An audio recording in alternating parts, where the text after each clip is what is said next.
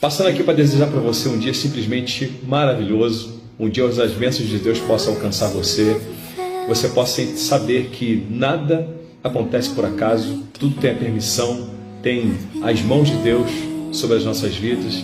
Então não fique desesperado, não fique triste se algo não sair conforme planejado. Acredite que Deus está no controle, que Ele está na direção, que Ele está vendo tudo que é o de melhor para você. Então até as coisas que você não considera muitas das vezes que não seja bênção, poxa, por que aconteceu isso? Saiba que Deus está cuidando de tudo. É isso que eu queria falar para você. Acalma o teu coração, tenha um dia maravilhoso, realize tudo quanto você tiver em suas mãos, faça com amor, faça com dedicação, que pode ter certeza, aquilo que a gente coloca energia, aquilo que a gente coloca vontade, Deus, Ele nos abençoa, Deus permite que coisas maravilhosas aconteçam. Pense sobre isso e tenha muito mais vida em abundância.